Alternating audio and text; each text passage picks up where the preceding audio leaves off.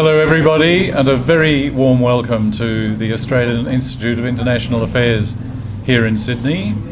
This is our first event of 2024, and we open up with a discussion of a matter that could hardly be more complex. We said in the invitation to this address that we gave it the title, "The Middle East, Has Anything Really Changed?" Well, in the second line of our invitation, we referred to 1,200 people having been killed in Gaza, and the figure now is, that's 25,000 having been killed in Gaza. By now, that figure is up to 30,000, and I'm afraid change is not in what most of us would regard as a positive direction. We're very privileged tonight to have as our speaker on the situation in the Middle East, Professor the Hon Bob Carr, Foreign Minister of Australia in 2012 and 13, and previously the longest serving Premier of New South Wales in our history. Bob is going to speak to us for around 30 minutes, following which we'll have a further 30 minutes for questions and discussion. So, over to you.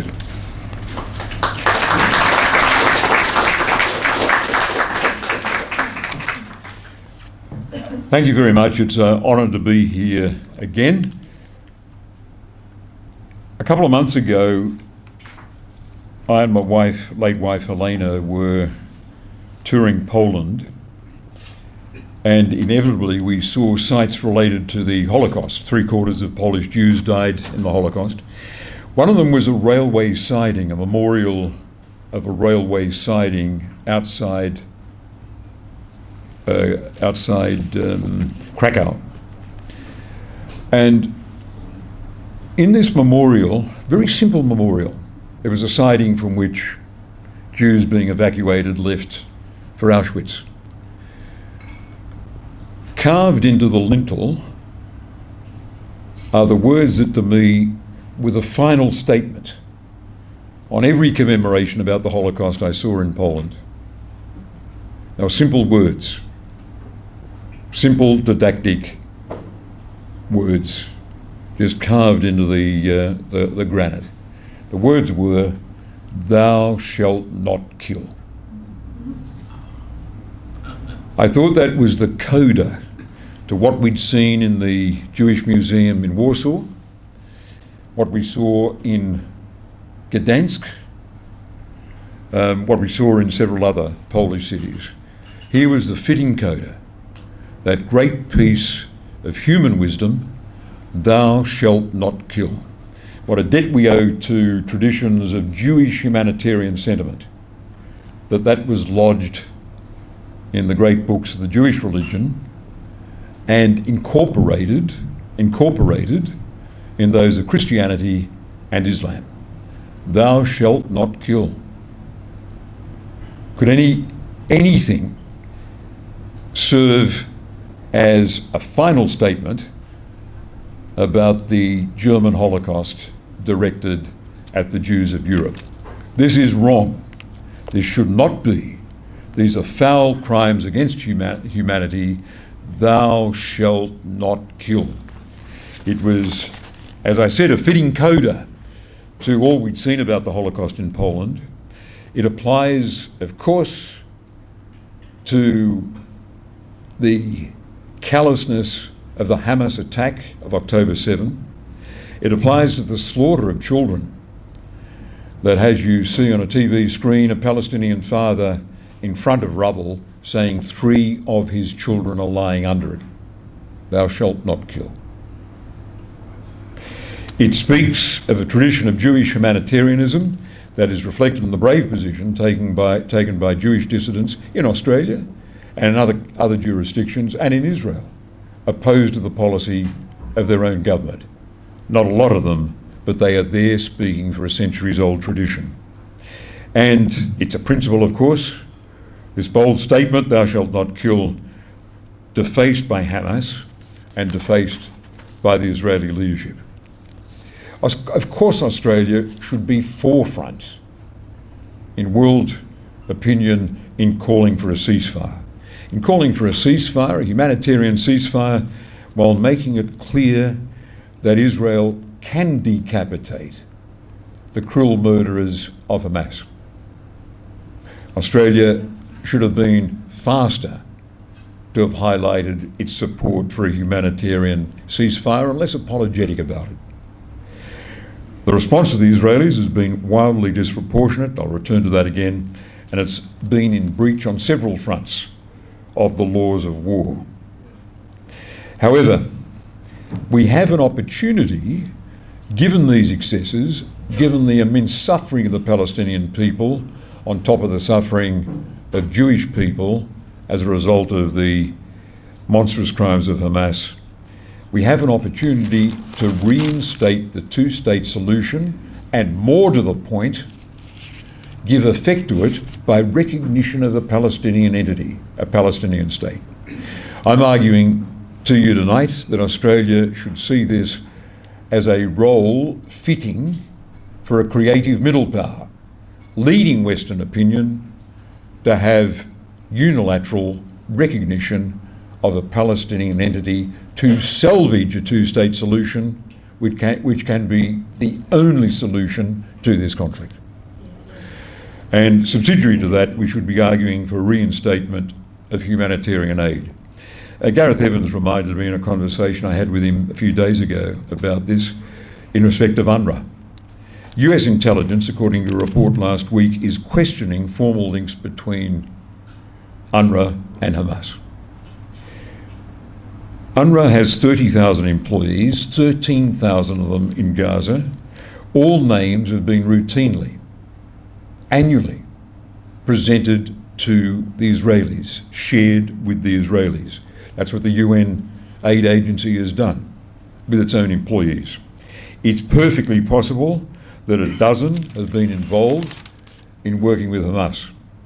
We should be shared, we should we should see the serious evidence that that is the case. Don't forget that UNRWA has lost 100 of its own people in attacks. It is the only game in town when it comes to mobilising and facilitating humanitarian aid, which, as our TV screens remind us each night, is now so desperately required in a situation where 70% of the casualties have been women and children. There is abundant evidence that Israel has not respected international humanitarian law, and I want to dwell on this for a few minutes. There is the interference with the provision of relief, deliberately denying aid with an intent to starve civilians is a breach of international law. It's a breach of the law of war. Civilians being the subject of indiscriminate attack, of suffering disproportionate attack, and more controversially, being deliberately targeted. All these are heads of indictment that must be debated. Only the last one, I think, would attract much resistance from Israel, that it's been a deliberate policy. There is, relevant to this, the high explosive weapons used in civilian areas of civilian population. Half of all the munitions have been dumb bombs, not discriminate ones. There have been forced evacuations and transfers. This is a breach of international law. To force a civilian population to move out before it faces assault. 60% of housing destroyed, and equally worthy of attention, public infrastructure smashed up, water supplies and sanitation. The ICC decision is, we choose our language carefully in summarising it, that Israel has generated a plausible risk of genocide, including the statements of its own leadership. There are a raft of quotations from Israeli leadership about Arabs being driven into the sea, about Arabs being worse than animals, that could only be interpreted, I think, as an incitement to genocidal acts. And of course, the ICC points out the risk that failing to prevent genocide, failing to act clearly and decisively to eliminate the prospect of genocide is also an offence, as is a public incitement to genocide. It's interesting, and it deserves more attention, that a Dutch court decided in the last week that arms exports to Israel are not compatible with international humanitarian law. And it's interesting that the Dutch government has intervened to stop the export of arms to Israel as a consequence. The Dutch court argued that all states have to ensure respect for humanitarian law, and the court found that Israel is violating international law in a not inconsiderable number of cases, and therefore the export of arms is a breach of law. Now that is something, these shifts in international law have got to be analysed, got to be acknowledged by Australia, and we should see that everything we do is compatible with the rolling interpretation of international law relevant to what's happening in Gaza. But above all, this disaster, the sixth Gaza war, is an encouragement for us to return to the root causes of the conflict, and what is the and ask ourselves what is the most useful thing Australia can do, and like-minded countries can do with us, and at our suggestion. I want to quote what the European High Representative on Foreign Policy, Borrell, said after a meeting of the EU Foreign Affairs Council. He said that meeting understands that it is to support the establishment of a Palestinian state unilaterally or through the proposed international conference without Israel's endorsement or approval, if Israeli leadership continues to participate and continues to reject the establishment of the Palestinian state. So that could be described as the emerging diplomatic position of Europe. If Israel continues to do the things it's doing, then unilateral recognition of a Palestinian state, in defiance of whatever opinion Netanyahu holds, is the way forward. The European High Representative said that the two-state solution, now formally rejected by the Israeli cabinet, and given the peace process for 30 years, the European community could pursue the following. One, a resolution of the UN Security Council to recognise the state of Palestine. That's in line with that can be seen as the implementation of UN Security Council Resolution 242. Based on this, the second step, full membership of the state of Palestine in the UN General Assembly. 3, unilateral recognition of the state of Palestine by various countries, including Australia. And as mentioned by Borrell, the EU High Representative, the organisation of an international regional conference in which there will be a resolution to recognise the state of Palestine. Lord Cameron's remarks of 2 weeks ago, talking of recognition, reports that recognition is being entertained by officials in the US State Department, give this more credibility. I ask this question, what else can the Western world do given the breach of international law? We say, important point, we say we are the upholders of the rules-based international order. Our support for Ukraine is compatible with that. Our support for Israel is not compatible with that. The world of the South is entitled to scorn Western leadership for talking about the rules-based order when the US continues, on behalf of its allies, to veto 3 resolutions proposed for the Security Council that would enforce a ceasefire. You can't have it both ways. You can't say that in Ukraine we have a vindication of the Western instinct to uphold a rules-based order, and then in respect of Gaza, say our primary instinct is to protect from criticism the government of Israel and not insist painstakingly on the upholding of international law. If the Russian state had been found guilty of the worst excesses of the Israeli state in Gaza, there would have been no end of lamentations in Western media. But that has not been the case.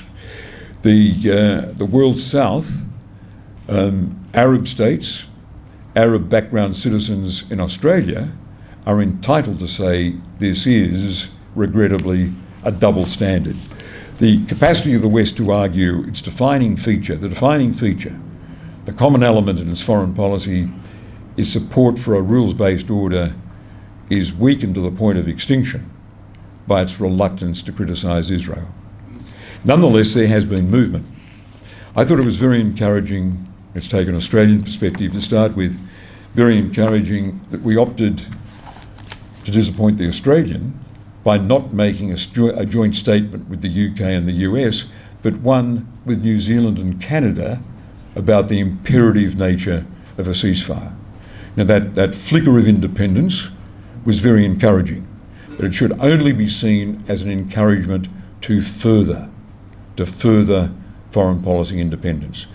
It's encouraging that Penny Wong is being criticised by some of the hardliners in the pro-Israel community in Australia for not ruling out a resumption of humanitarian aid through UNRWA, which is, in Gareth Evans's words, the only game in town when it comes to delivering for people facing starvation, the destruction of their housing, the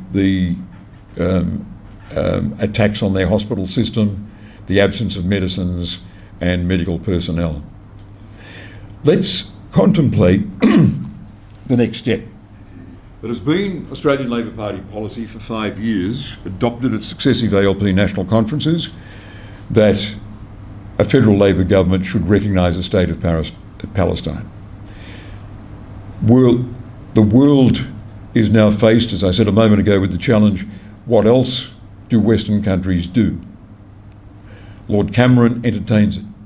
There's even talk in the US State Department of recognition as a tool. Here's a role for Australia demonstrating that we are still capable of the sort of creative middle power initiatives that Gareth Evans distinguished himself by embarking on, and that other Australian governments, in seeking a chemical weapons treaty, for example, or a small arms treaty, have pursued. You don't have to have American endorsement to take up such initiatives. I remember in a White House meeting with then Vice President Joe Biden, raising our support for a small arms treaty. America was restrained from supporting it. This is a treaty that aspired to mop up the trade in Kalashnikovs and rocket-propelled grenade launchers and other small arms. It had strong support of third world countries that were the victims of such trades. And Australia was distinguishing itself by taking this up. When I was campaigning in the final stages of our pursuit of a seat in the Security Council, I was able to mention this to the 14 nations of the Caribbean, for example.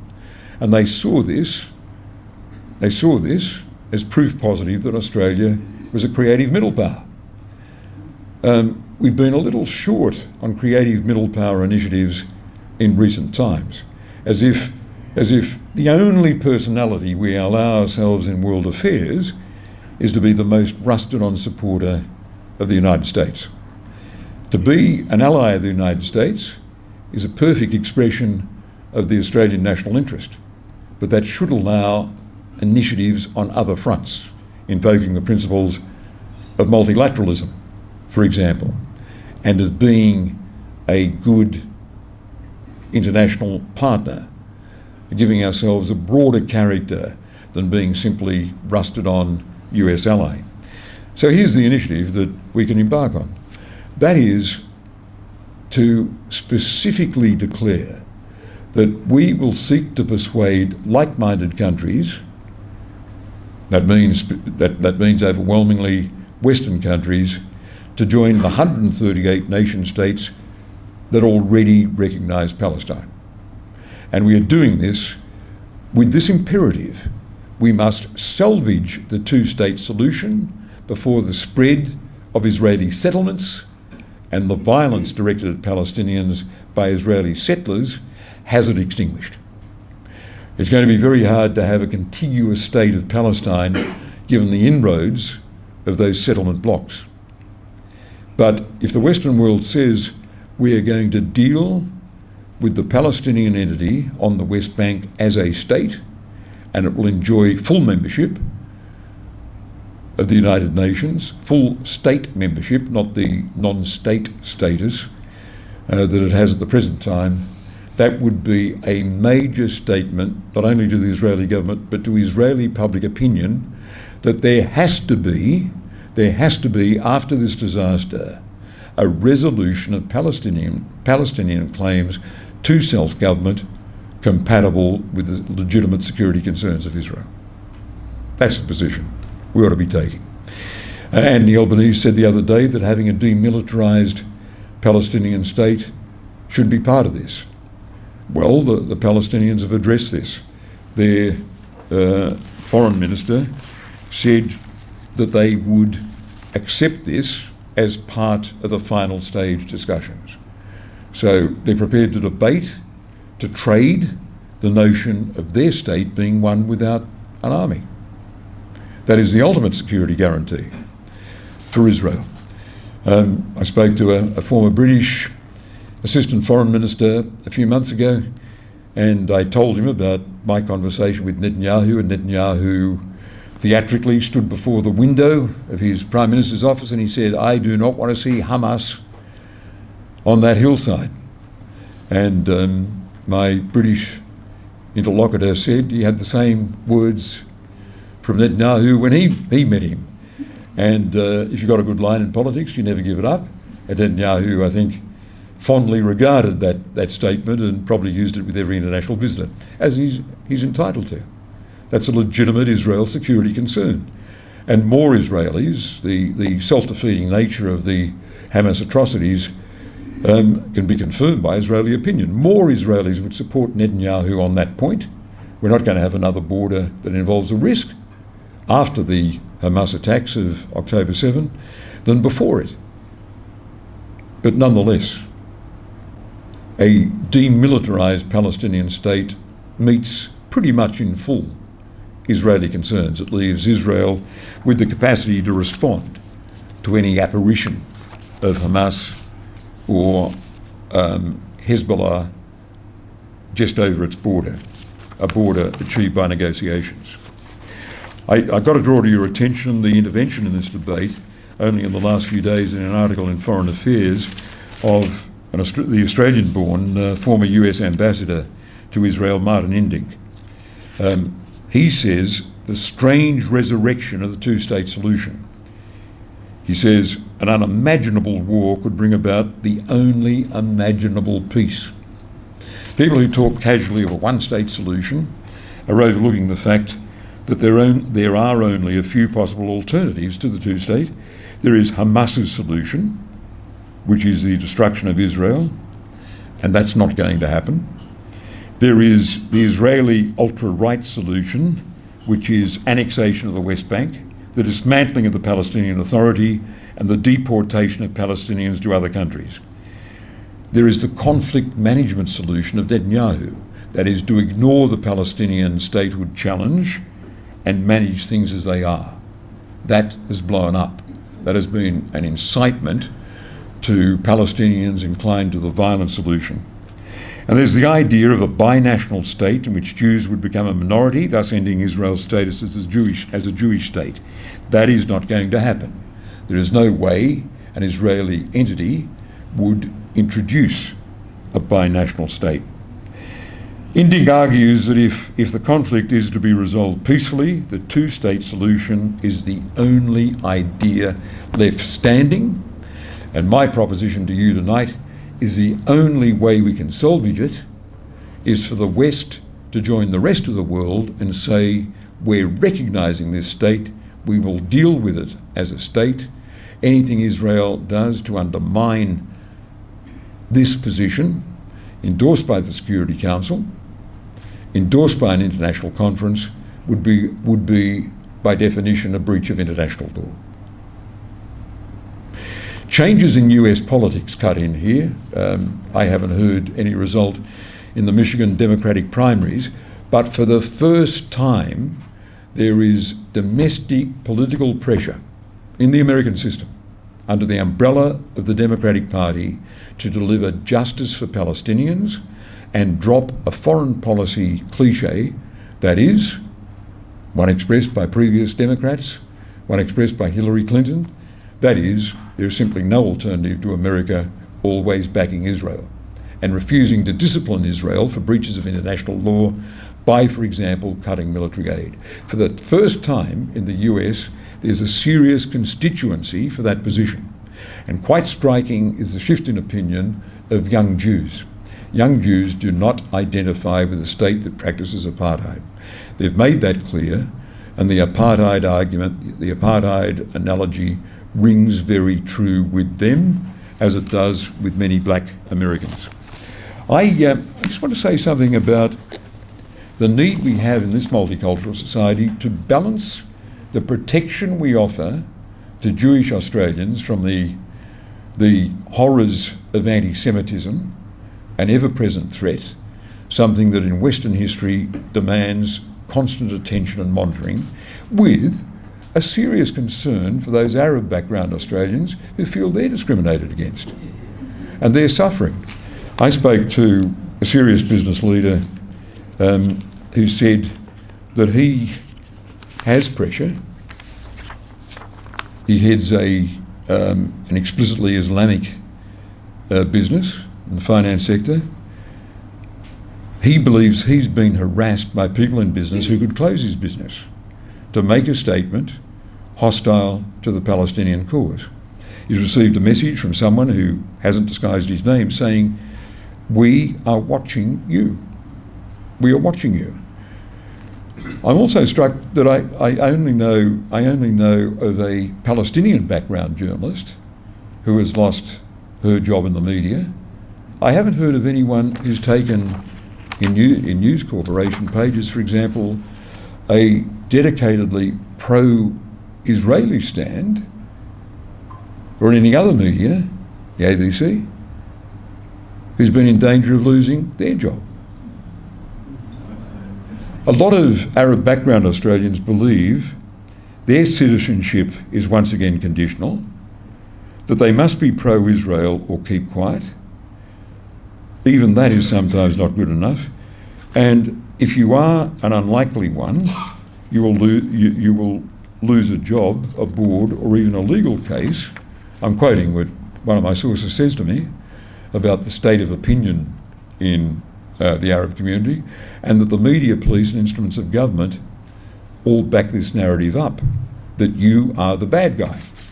I think Arab background Australians have got a justified grievance that the media are allowed to be established that there were people at a rally chanting "Gas the Jews," when police analysis of the acoustical evidence said there was no such thing. We need at all times to be alert to the horror of anti-Semitism. It is a factor in Western history. It is an ancient prejudice, and as I know, fresh from seeing the memorial sites in half a dozen cities in Poland, it deserves continuing attention because it speaks to an instinct in a lot of corners of Western civilization. But we ought to be aware of a darn high level of prejudice against Palestinians in Western society.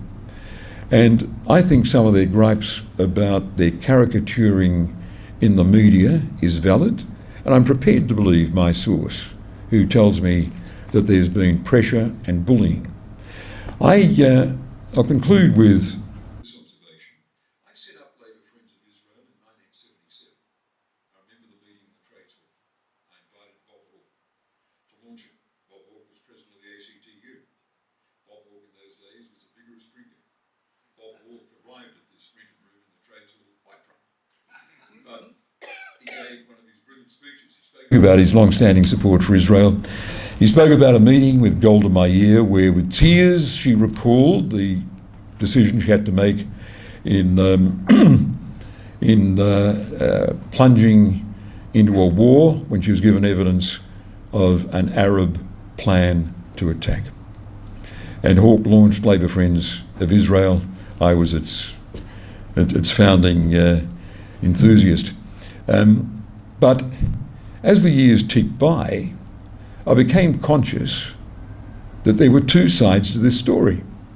And there had been a displacement that occurred in 1948, and we owe it, ironically, to Israeli historians who, in a great credit to the freedom of speech and academic freedom that applies in Israel, were able to plunge into the records and produce the documentary proof that this displacement had occurred. Israeli historians.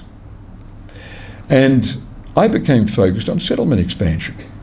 I said to a prominent businessman, I won't quote his name, but I said to him, Frank, I appreciate you, what you say about the instinct for peace you found on your last visit to Israel, but Frank, people talk about the settlement expansion. He said, Bob, I was Premier, this is the late 90s, early 2000s, he said, Bob, don't worry about that. If there's a peace offer, the Israelis will dismantle those settlements so quickly you won't see it happening. Well, I thought this is impressive, and I went back to my duties as Premier. But whenever I got a chance to look at the evidence, which wasn't often, I'd see that there were more settlement blocks built. If there's a single reason for me going from being the founder of Labour Friends of Israel to being the patron of Labour Friends of Palestine, it's the expansion of settlements, which gives the lie to the notion that Israel is prepared to give up territory in return for a convincing peace deal that respects their security. When in 2004 I was asked to present the Peace Prize to Hanan Ashrari, Peace Prize awarded by Sydney an agency at Sydney University, the Peace Institute, I accepted, in my naivety, sitting there as Premier with a pile of invitations on my desk that I was ticking or declining, I accepted because I thought this would be good for Israel. It'd be good for peace in the Middle East, to reward and acknowledge a Palestinian woman, a Palestinian leader who said, yes, we will take the peaceful path to nationhood in the world post-Oslo. In that spirit, I thought, another duty away from home, but I'll do it. There was the launch of an immediate campaign. Immediately there was the launch of a campaign, an international campaign. It was called To Deter Me From Doing It. Lucy Turnbull, then Deputy Lord Mayor, Catherine Greiner, who'd been on the board that awarded the prize, announced they weren't attending. I resolved that, having given my word effectively to Palestinian background citizens, Arab background citizens, it would have been shameful, beyond toleration, if I as Premier then said, in response to a campaign launched by the Jewish community and the Israel lobby, I'm sorry, I'm not going to turn up. Catherine Greiner was quoted saying to Stuart Rees, the professor who'd proposed the prize, Stuart, you need to drop this now. I can promise you that Bob Carr will not be there. You'll find a pressing commitment, and you'll send Andrew Refshorgi, his Deputy Premier, and he'll present the prize. But when I read that, I thought, if there'd been a 0.5% chance that I wasn't going to do this, this has taken care of it. I will be there to hand the Peace Prize to Hanan Ashrari. And I was. And the more important point, the response from public opinion, general public opinion, was overwhelmingly favourable, because they recognised bullying, they recognised that there were two sides to this case, and they didn't want to see one side of it bullied out of existence. I remember someone, when I was going in as Premier, going into Westmead Hospital, someone came up to me and he said, I just wanted to congratulate you. He said, this was 3 months after the controversy. He said, I just want to congratulate you for meeting, and he couldn't recall or couldn't pronounce the difficult name. He said, for meeting that woman. He said it was the right thing to do. And it's very rarely in politics that you get that sort of feedback, and rarer that you get it 3 months after the thing's been dropped from the headlines. So I think that's the spirit that informs my approach on this. I was proud as Foreign Minister, and I spoke about it earlier this evening with your interns, proud as Foreign Minister to have persuaded the Labor government not to have voted no to the Arab League resolution in the General Assembly to elevate the status of the Palestinian delegation. I stood up to my Prime Minister, Julia Gillard, on that, and the party went with me. I thought it was a very fine moment in the history of federal Labor to have the Cabinet take a position in opposition to hers, and then the caucus, when she persisted with it, to make it clear it was going to vote for my position that we should at least abstain. I then found that out of politics, when I stood up at the floor of an ALP conference in Sydney Town Hall and moved for recognition of Palestine, I did it twice, soft language in 2014, harder language in 2017, that then became the federal policy. Next Labor government will recognise Palestine, that there was overwhelming support. You couldn't encounter opposition. There was overwhelming support for this. And I think that's where Australian public opinion is. I want to issue a challenge to the coalition to give more thought to this. I remember two statements that I see as very regrettable. One was from then Attorney General George Brandis, who suggested that the term occupied is not helpful when describing occupied East Jerusalem. Well, that's in breach of every fibre of international law relevant to this subject. Occupation is an occupation. Why have we got to be slavish? And why can't the coalition admit that there is debate and there's a case to be made for recognition? Then Foreign Minister Julie Bishop astonished me when she argued that the word illegal should not be used to describe Israeli settlements in the West Bank. She said on Israeli television, if there is evidence that they're illegal, I'd like to see it. I sent her the one-page briefing note that DFAT had given me, making perfectly clear that this was a breach of the Fourth Geneva Convention, which said it's illegal for a conquering state to plant its own population on land acquired in war. Simply illegal. And if there's any doubt about it, there should be a consultation with a Judge Menon, who was legal advisor in 1967 to Israeli Prime Minister Eshkol. Eshkol asked Menon, his chief legal advisor, whether we, having acquired this territory in the recent war, 1967, there's anything to stop us settling Israelis on the land acquired in war. And Menon said yes. The Geneva Convention, that brands it totally illegal. Menon was interviewed a few years ago. He held a senior international legal position. He said that advice was right when I gave it to Prime Minister Eshkol in 1967, and the advice is right today. The Israeli settlements are illegal, and their settlement, and all of them, a breach of international law.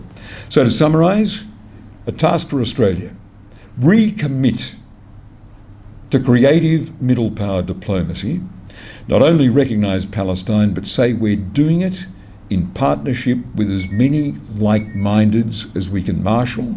Of necessity, they're the Europeans, because the rest of the world is already there. So's the Vatican. Lift the freeze on humanitarian aid. This is a vital position.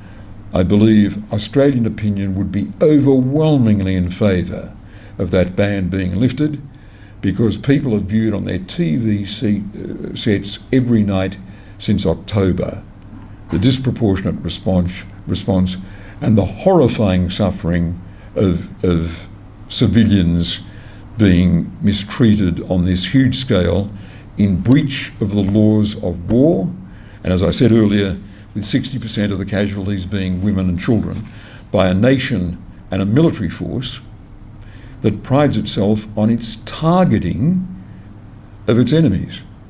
There's been little targeting in evidence here. We should give explicit protection to Arabic background Australians from the effect of prejudice, especially that coming from vehemently pro-Israeli media sources and supporters of the Israeli cause, like those who ganged up on an ABC news presenter of Arabic background. The ganging up was revealed in leaked emails.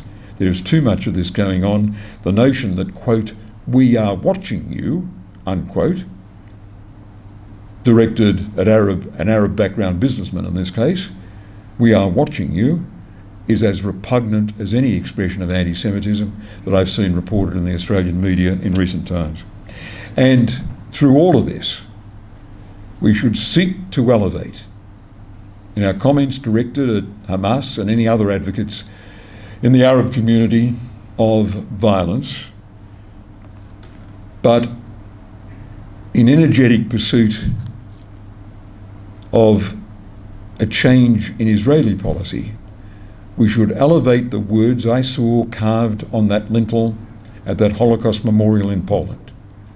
Those words of ancient wisdom, adopted by all the Abrahamic religions, the simple words, the final coda in our discussion of what's happening in the Middle East, the great injunction, "Thou shalt not kill."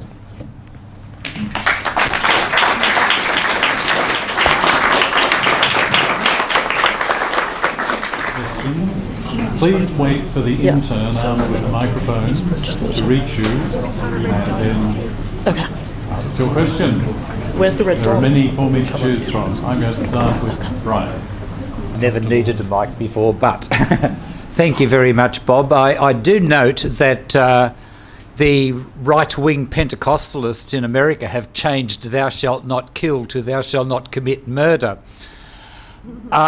as a way of covering up the fact that they don't mind putting their own people to death on death row. But more importantly, here in the Middle East, can I suggest that one additional thing that the government should be doing, Australian government should be doing here, is fighting for the release of Barghouti, who has probably the best chance of resurrecting a Palestinian Authority with the ability to actually lead the Palestinian state if we get one. Take a few questions and then comment on them. Good idea. Alison. Oh, sorry. Best if you stand up. My thanks too, Bob.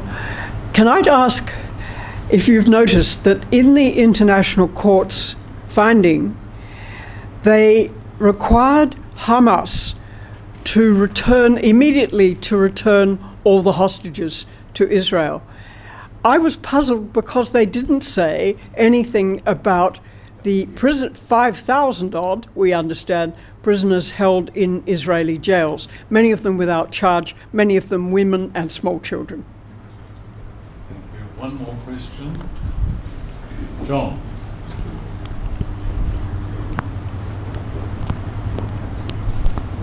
It's not working. I've got a loud voice. Do you have a loud voice? All right, it's still recording. Absolutely brilliant disquisition, and I think what you're suggesting is exactly what needs to happen. How far are you getting with Penny Wong and company? What are they? And can you use some help? I think Alison and Brian's comments should stand. I don't think I could add value to those observations. On your trickier question, yes, I think I could use help. I'll get your email afterwards. Okay. We'll go John, Chris, and then Paul's here. That's right. Chris Skinner. Bob, could you tell us more about how you envisage an independent Palestinian state operating? How will it continue to be demilitarised, and how can we prevent Hamas from taking control of it? I think the presence of a demilitarised state so close to one of the most powerful militaries, especially air forces, in the world, is the guarantee. It would have no room. The security forces, the police forces of that state, would be obligated to see that Hezbollah and Hamas don't intrude.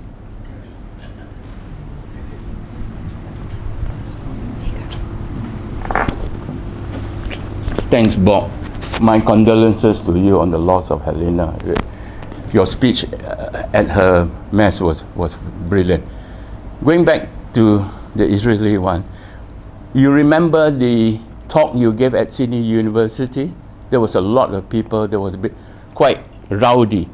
You mentioned that the Palestinians should in no way incite the IDF. Now, having said that, if there has been no October the 7th, the Arab world would have forgotten the struggle of Palestine. You see the signing with even the intending signing of cooperation with Israel and all the Arabic countries, even the more right-wing one. That was an outcry that the Palestinians did. Yes, everybody badmouthed the Hamas. Hamas also was receiving a lot of help from the Israeli. They couldn't have got funds if Israel has not transferred funds to Israel. You look at the health system. They were doing very well. They had all the West Bank was all corrupted. So how can we completely ignore Hamas? Yes, they could have done badly in October the 7th, but at the same time, they were looking after the welfare of the Palestinians.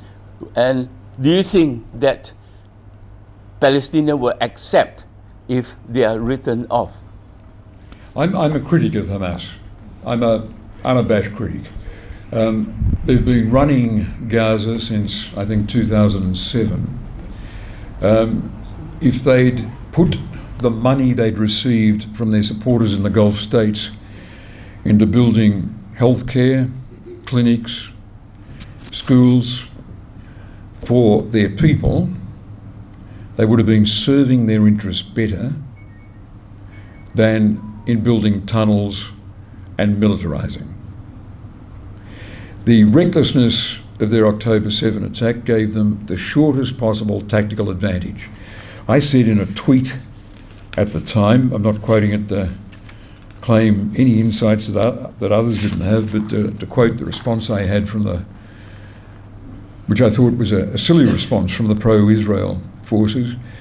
I said unabashedly, Israel has a right to defend itself from attacks. Hamas has won a tactical success. It'll be very short-lived. It will draw disproportionately huge retaliation directed at civilians and indifferent to children. I said this, I think, 2 days after the Hamas attack. I'm sad to say what I said about disproportionality and the indifference to the suffering of children has been borne out in a way that even then I could not have imagined. I said between the suicidal instincts of Hamas and the dominance of Israeli air power, the losers will be the long-suffering Palestinians in what is the world's biggest refugee camp.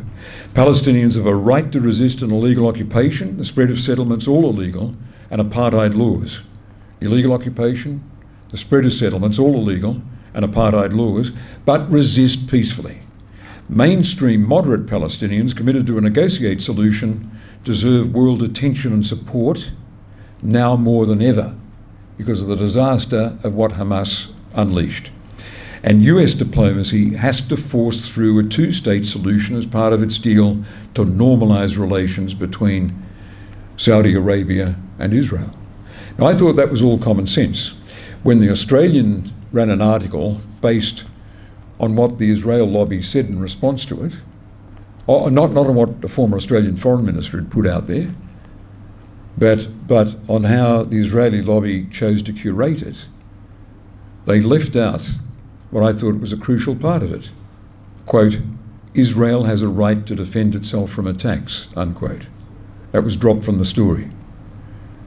That was dropped from the story to make it look like I was somehow, just in passing, sympathetic to Hamas.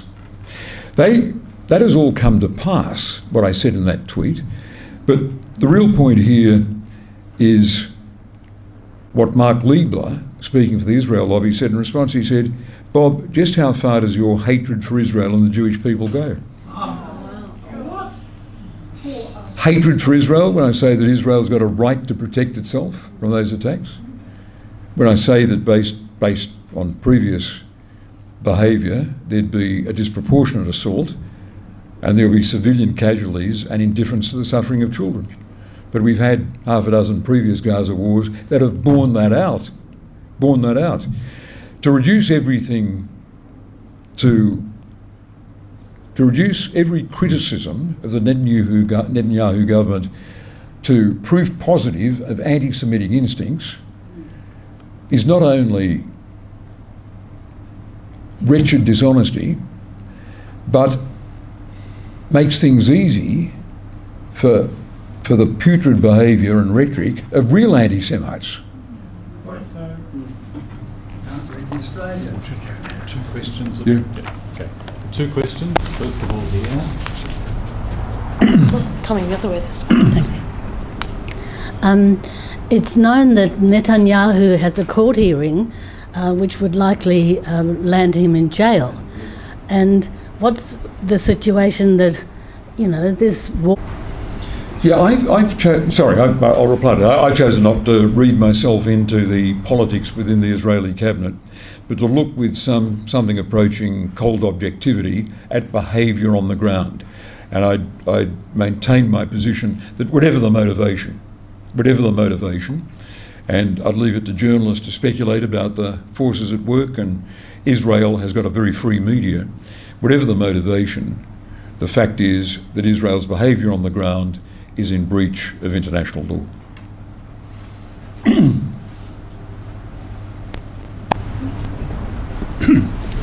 Thank you very much, Bob.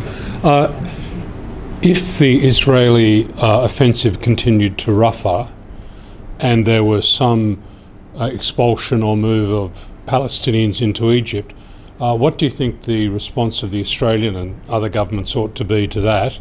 And what do you think would be the response of the Egyptian government to such a development? I'm not an expert on current strands in Egyptian foreign policy, but its behaviour has been that they will not take the population of Gaza.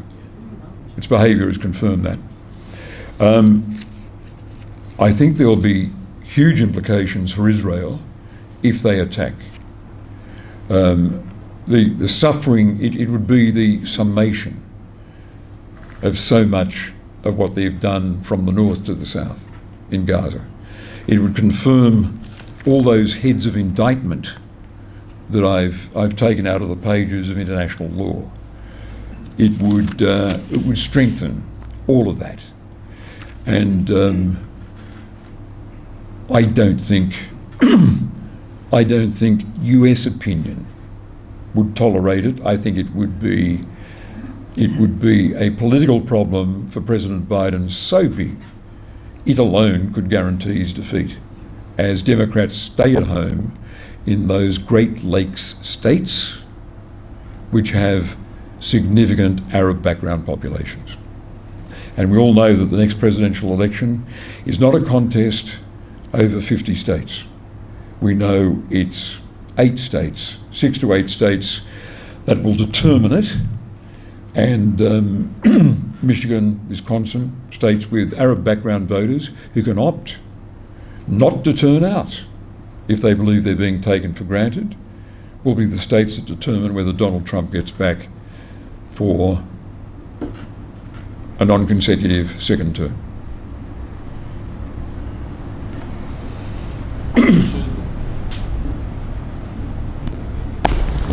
Bob, we've heard so much recently of Biden's recent visit to the Middle East, his hand-wringing and saying he wishes Israel would desist and stop its attacks. And yet the simple solution, which you've said, is that they simply stop sending them artillery and bombs. In Australia, we have a similar situation. We have a government that's limp-wristed about what should be done, fear of the Murdoch press, fear of the opposition, and yet we have in Australia a military-industrial complex where they're making components of F-35 fighter aircraft which are bombing Israel. It seems to me, and that's just the beginning, there's a lot more than that. So there is, in fact, I ask you, bombing Gaza. Sorry, did I say bombing Israel? Yeah. Sorry about that. So my question is, isn't this something that you as a former politician could look at and encompass and see whether you could reach out to the military-industrial complex here in Australia and ask their opinion, see what they're doing?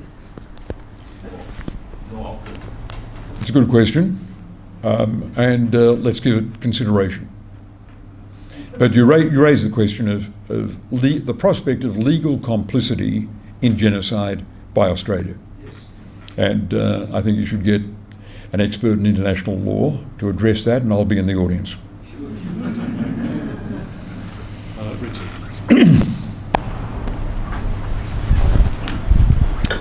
Thanks, Bob. It's always a difficulty when I agree with almost everything you've said. Makes me wonder if I'm not thinking hard enough about it. One of the things you've advocated is that Australia and other Western nations should unilaterally recognise the Palestinian state and have full admission into the United Nations. As I'm sure you're aware, the United Nations Charter requires two things for the admission of a new state. First is the recommendation of the Security Council. The second is a 2/3 majority of the General Assembly. As a former Foreign Minister, realistically, what do you think the chance of the United States not vetoing the first step in the Security Council? As Malcolm Turnbull says, the iron laws of arithmetic are at play. What's your view on that? And secondly, how does that change after November this year if the person facing 91 criminal indictments should become president again? Well, it's one of the reasons, Richard, we all follow so closely American politics. Every twist and every pulse of the US political system. It is a big step for the US government to say there are no tools left in the locker except recognition. But I don't think it's impossible for the State Department to package a recommendation for the President and the Secretary of State that does this in the context of all the arguments used by INDIC. That is, there is no alternative to the two-state solution. Israel's intent on burying it. How do we save it? How do we salvage it? By recognising Palestine. That leaves other problems, like what form of governance you'd support in Gaza. But I was encouraged by the resignations from the Palestinian cabinet as a result, reportedly, of American pressure. It suggests that there are instincts for statesmanship in the United States, and getting a clean out of the self-perpetuating Palestinian leadership invites a firmer response in the US treatment of the Netanyahu cabinet. I've been neglecting the back of the room. Two people right in the back row.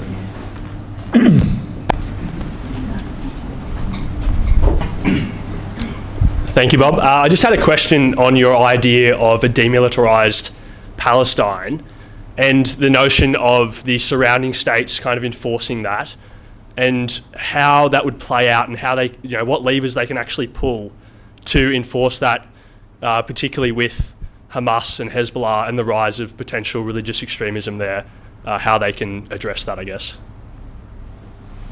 We're looking at whatever political coalition can present itself on the West Bank.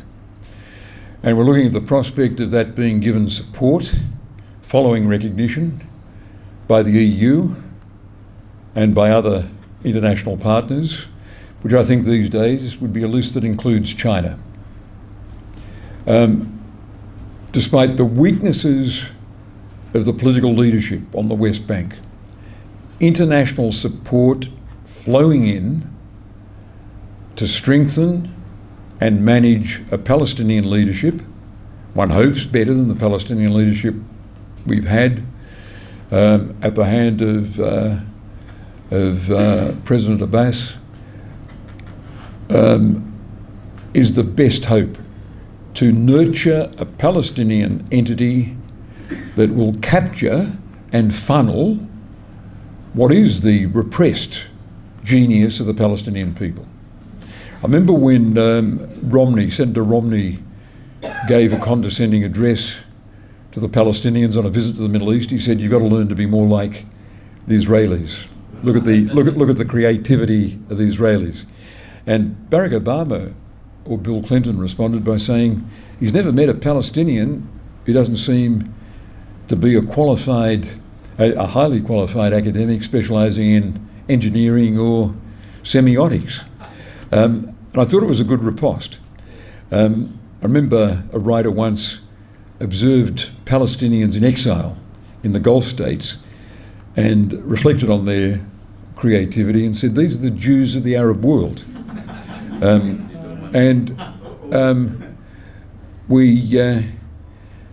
I think we've got to live in hope that, whether it's Bagudi or someone else, there is a leader who will rise to this challenge, and that conscious support and nurturing from the Western world will will this Palestinian state into a successful existence.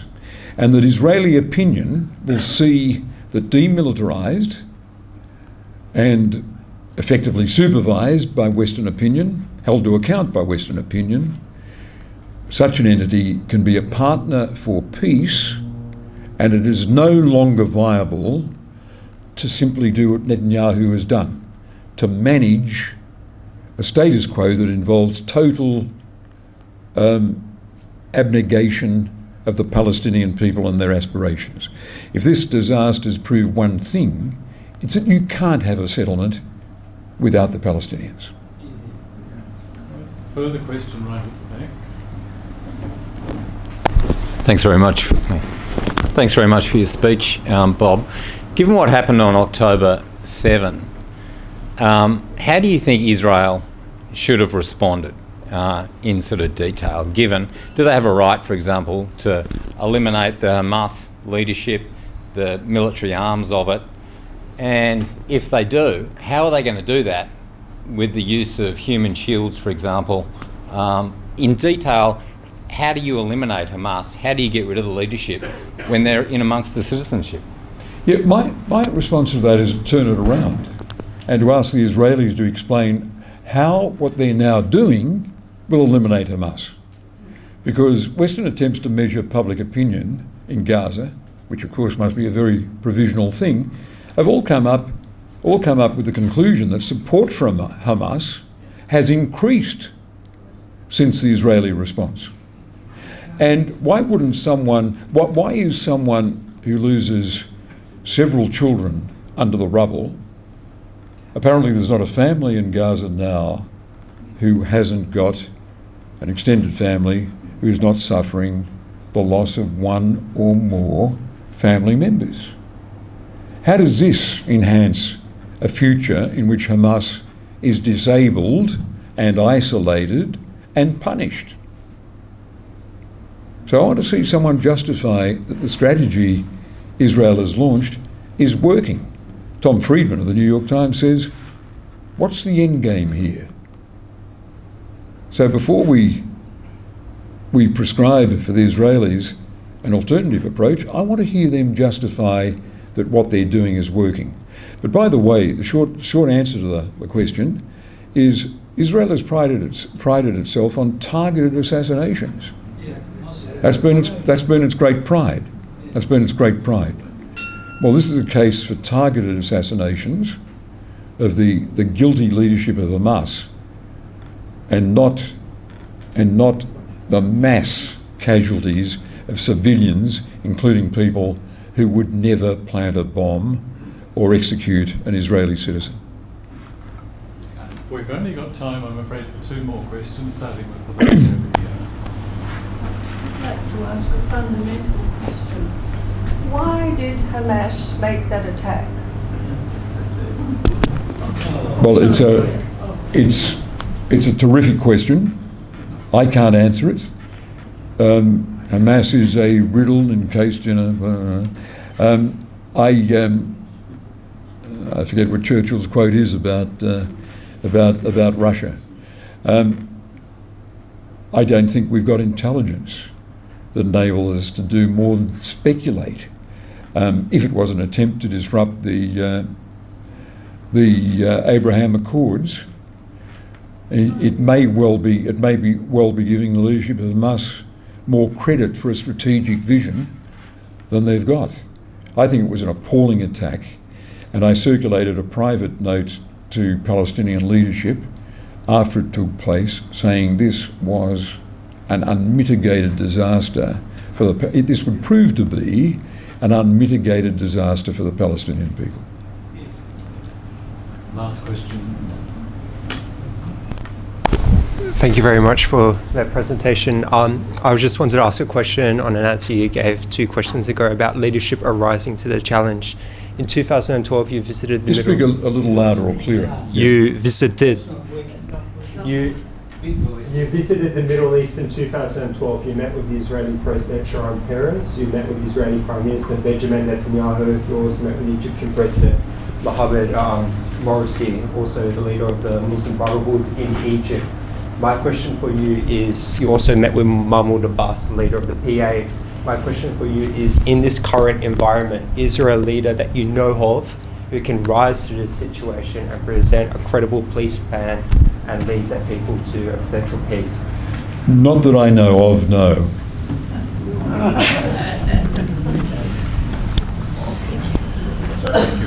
Thank you.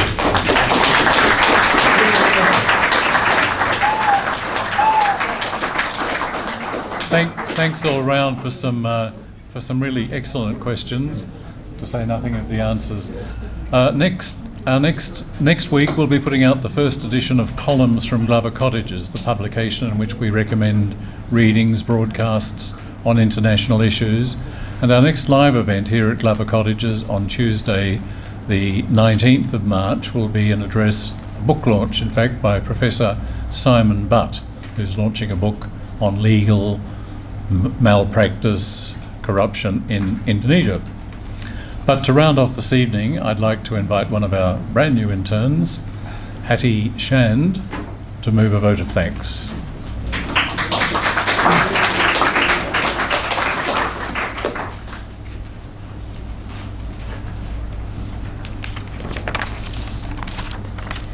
Tonight we have had a very distinguished Australian as our speaker. The Hon Bob Carr has provided us with insightful discussion of the current and ongoing Israel-Palestine conflict. His account of the importance of maintaining and promoting humanitarian responses to the conflict has given us an insightful window into Australia's current but also future position on the conflict. This talk has generated some great questions from the audience, and Bob Carr has given great answers.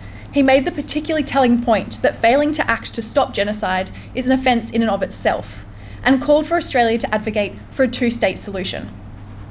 I found his comparison of Australia's response to Ukraine versus Australia's response to Israel and the need to eradicate double standards particularly interesting. I propose that we express our thanks to the Hon Bob Carr for his address tonight with a round of applause.